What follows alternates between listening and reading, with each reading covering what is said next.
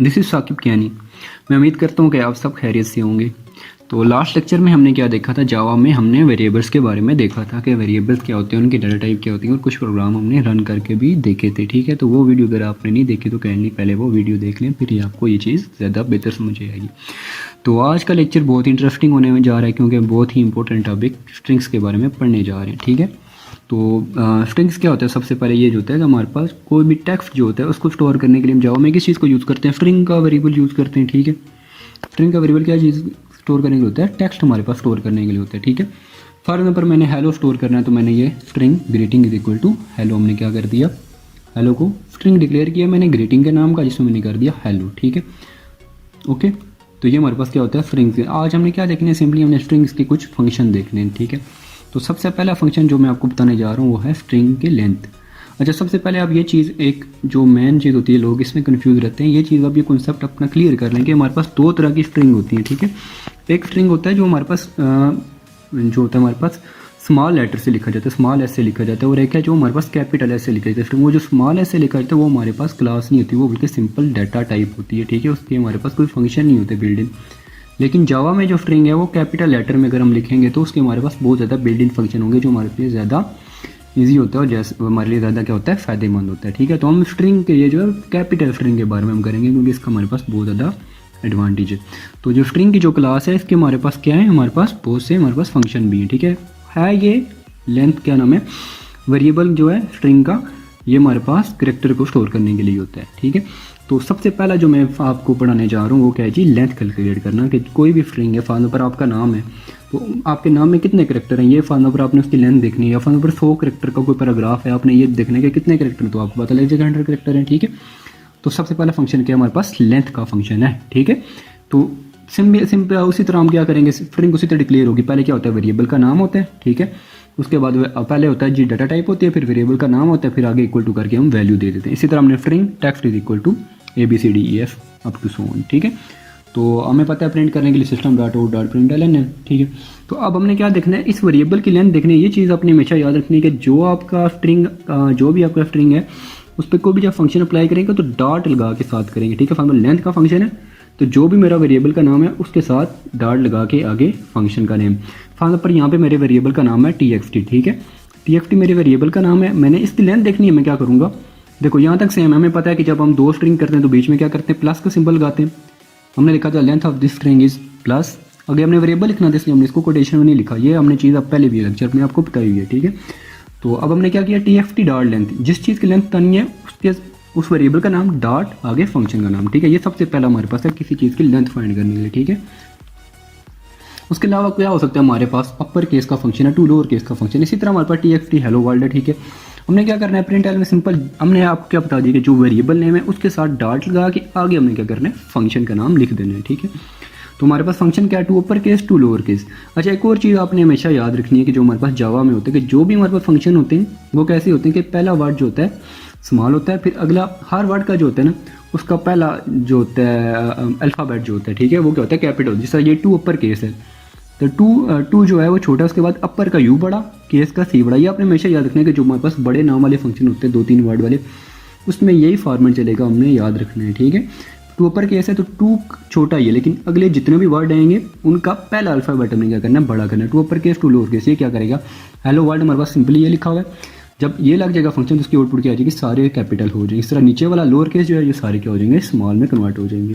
ठीक है, उसके अलावा क्या होता है कि हम टू इंडेक्स ऑफ मेथड, एक और हमारे पास मेथड है हमारे पास स्ट्रिंग का। ये मेथड हमारे पास क्या करता है, हम देख फॉर एग्जाम्पल मैं देखना चाहता हूँ कि मेरे नाम में फॉर एग्जाम्पल 10वीं पोजीशन पे कौन सा करेक्टर है। ठीक है, तो ये इस तरह होता है, फॉर एग्जाम्पल कोई पैराग्राफ हम देखना चाहते हैं 10वीं पोजीशन पे कौन सा करेक्टर आ रहा है। ठीक है, ये चीज़ चेक करने के लिए टू इंडेक्स ऑफ का मेथड हमारे पास यूज होता है। ठीक है, ये सिंपली हमने क्या किया, string text is equal to this और हमने क्या किया, system dot out dot print l TXT dot index of. ये आपने चीज़ दोबारा देख लें कि हमने क्या करना है, जो भी हमारे पास स्ट्रिंग का नाम होगा TXT डॉट हमेशा लगाना है साथ फंक्शन कॉल करने के लिए। ठीक है, फंक्शन कॉल करने हम क्या करते थे, साथ डॉट लगा देंगे। ठीक है, उसके बाद हमने क्या किया, इंडेक्स ऑफ, उसी तरह पहला वर्ड हमारे पास क्या होगा, पहला अल्फ़ाबेट स्मॉल और दूसरा वर्ड का पहला अल्फ़ाबेट कैपिटल हुआ करेगा। ठीक है, हमने किया इंडेक्स ऑफ लोकेट, हमें ये पता चल जाएगा कि लोकेट जहाँ पे पड़ा हुआ है उसका इंडेक्स क्या है। ठीक है, लोकेट आपका इंडेक्स का मतलब है कि ये हमारे पास पूरा जो टेक्स्ट है इसमें लोकेट किस जगह पे आ रहा है। ठीक है, ये बात समझ आई।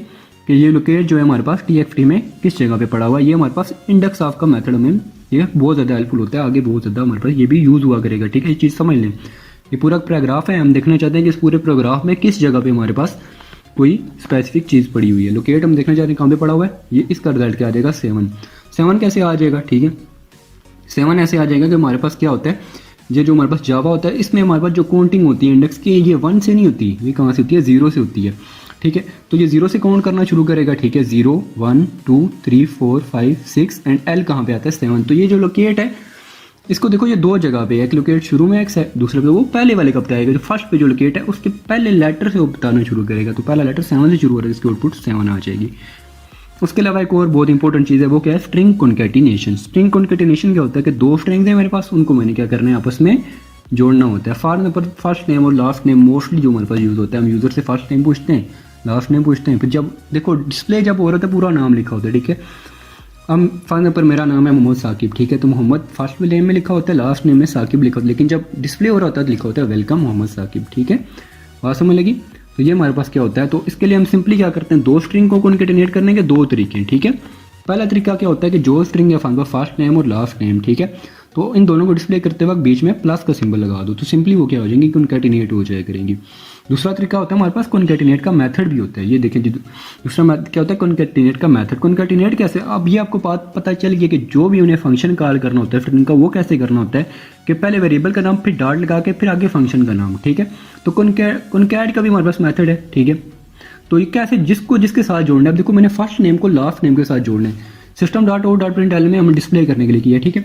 तो फर्स्ट नेम के साथ दूसरा जोड़ना है, तो फर्स्ट नेम के साथ डॉट लगा के कॉन्कैट के फर्स्ट नेम के साथ कॉन्कैट कर दो, जोड़ दो किसको, ब्रैकेट में वो क्या लेगा आर्गुमेंट के जिसको जोड़ना है, फर्स्ट नेम के साथ कॉन्कैटिनेट कर किसको कर देने हमने लास्ट नेम को, ठीक है। उसके बाद हमारे पास कुछ स्पेशल कैरेक्टर्स हैं। स्पेशल कैरेक्टर्स क्या होते हैं, जो हमारे पास फॉर एग्जाम्पल हमने देखा है कि जो भी स्ट्रिंग हम लिखते हैं डबल कोट्स में लिखते हैं, ठीक है, ये बात क्लियर है। अब फॉर एग्जाम्पल हम डबल कोट्स के अंदर, अगर हम डबल कोट्स के अंदर हम चाहते हैं कि आउटपुट भी डबल कोट के अंदर आए, फॉर एग्जाम्पल हम चाहते हैं कि स्ट्रिंग के अंदर डबल कोट आ जाए, तो ठीक है, ये हमारे पास एक प्रॉब्लम बन गया ना, क्योंकि कंपाइलर को क्या पता है कि डबल कोटेशन के अंदर जो चीज़ आएगी वो क्या होगी, स्ट्रिंग होगी।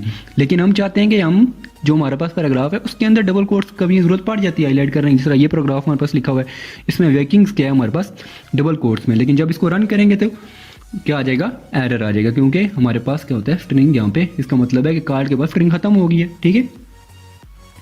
तो क्या करते हैं, इसका सोल्यूशन हमारे पास क्या आ जाता है, हमारे पास स्पेशल कैरेक्टर आ जाते हैं, ठीक है। तो ये स्पेशल कैरेक्टर क्या होते हैं, इसके कैरेक्टर्स भी कहते हैं। इससे क्या होता है कि जब हम कोई चीज़ ऐसी चीज़ हम डिस्प्ले कराना चाह रहे हैं जो हमारे पास क्या स्पेशल कैरेक्टर है, स्पेशल कैरेक्टर को डिस्प्ले करने से पहले आपने ये चीज़ याद रख लेंगे, हमारे आपके लिए बहुत फ़ायदेमंद है, हमेशा आगे यूज़ होगा कि हमने क्या करना है, जो चीज़ हमारे पास स्पेशल कैरेक्टर है, स्पेशल कैरेक्टर को शो करने से पहले हम क्या लगा दिया करेंगे, बैकस्लैश लगा दिया करेंगे। ये चीज़ आप याद रख लें। फॉर एग्जाम्पल मैंने अब यहाँ पे डबल कोट्स यूज़ करना है, मैं विकिंग्स डिस्प्ले करना चाहता हूँ, तो लेकिन मैं चाहता हूँ कि कंपाइलर को ये भी ना समझे कि यहाँ पे स्ट्रिंग एंड हो रही है, कार्ड के बाद स्ट्रिंग जो है स्ट्रिंग एंड हो रही है, यहाँ पे मैं सिंपली क्या लगा दूंगा, बैकस्लैश लगा दूंगा। उसके बाद विकिंग्स के बाद मैं दोबारा बैकस्लैश लगा दूंगा। अब बैकस्लैश क्या बताती है कंपाइलर को, बैकस्लैश ये बताती है कि इसके आगे जो भी लिखा हुआ है आपने उसे क्या कर देना है, स्ट्रिंग में ही काउंट करना है, आपने उसे स्पेशल कैरेक्टर में काउंट नहीं करना, ठीक है। 2-3 कैरेक्टर मैं आपको दिखाता हूँ। फॉर एग्जाम्पल मैं बैकस्लैश के आगे सिंगल कोड लगाऊंगा तो सिंगल कोड डिस्प्ले हो जाएगी, डबल कोड लगाऊंगा डबल हो जाएगा। अगर मैं for example backslash he display करना चाहता हूँ, देखो एक और मजे की चीज़, डिस्प्ले बैकस्लैश करने अब कंपाइलर को क्या पता है कि बैकस्लैश का मतलब है कि इसके आगे जो भी आएगा वो क्या आ जाएगा, डिस्प्ले हो जाएगा। लेकिन हमने डिस्प्ले बैकस्लैश करना है तो वेरी इजी, हमने बैकस्लैश के आगे एक और क्या कर देना है, बैकस्लैश लगा देनी है। तो क्या होगा, पिछली बैकस्लैश बताने के लिए कि भाई अगली को डिस्प्ले कर रहा हूँ, अगली चीज़ क्या हो जाएगी, डिस्प्ले हो जाएगी। नीचे एक छोटी सी एग्जांपल है, ठीक है। फॉर एग्जाम्पल मैं ये जो पिछली एग्जांपल आपको बताई थी विकिंग्स वाली, शुरू में भी बैकस्लैश, यहाँ पे भी बैकस्लैश, तो अगली चीज़ क्या आ जाएगी, काउंट हो जाएगी with in the string. Simply ये है। For example it's all right मैं लिखना चाहता हूँ, तो जो सिंगल कोट है वो तो हमारी स्ट्रिंग में नहीं आती, ठीक है। तो सिंगल कोट को डिस्प्ले करने के लिए पहले बैकस्लैश लगा दिया, ठीक है। इस तरह ये बैकस्लैश को भी डिस्प्ले करने के लिए, ठीक है।